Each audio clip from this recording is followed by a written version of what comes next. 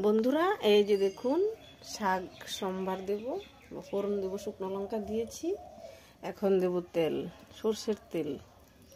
এই যে সরষের তেল দিয়ে দিচ্ছি।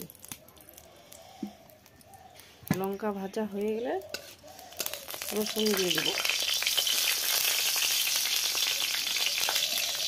এই যে শাক, মিষ্টি কুমড়ো শাক কেটেছিলাম, শিম দিয়েছি, ফুলকপি আলু দিয়ে কাঁচা লঙ্কা চেরা দিয়েছি। এগুলো আগে সেদ্ধ করে নিয়েছি। এখন ফোড়নে দেব।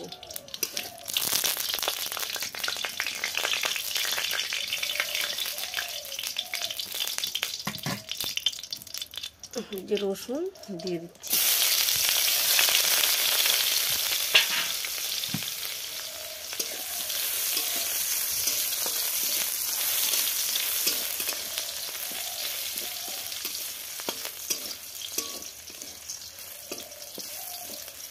রসুন ভাজা হয়ে গেলে শাকগুলো ঢেলে দিব।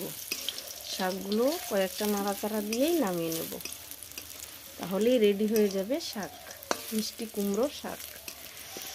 আমরা রসুন ফোড়ন দিয়ে খাই, আপনারা কি ফোড়ন দিয়ে খান জানাবেন।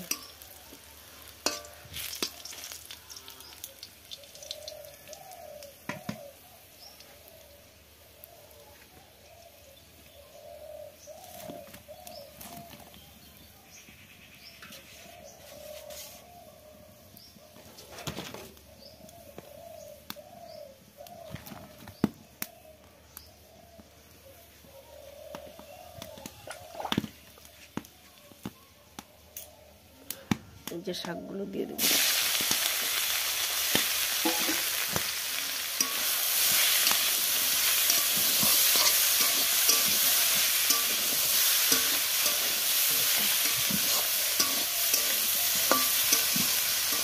চুলোর আঁচটা কমে গেছে, এখন লাকড়ি দিয়েছি, তাই আগুনটা নিভে গেছিল, ধোয়া হচ্ছিল।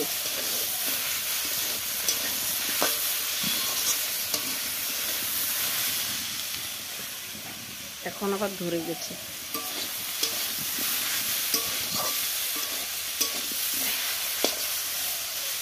নেড়ে নেড়ে দেবো, তাহলে ঝরঝরা থাকবে।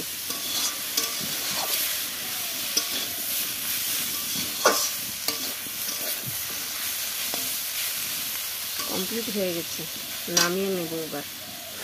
ভিডিওটি ভালো লাগলে লাইক এবং সাবস্ক্রাইব করবেন।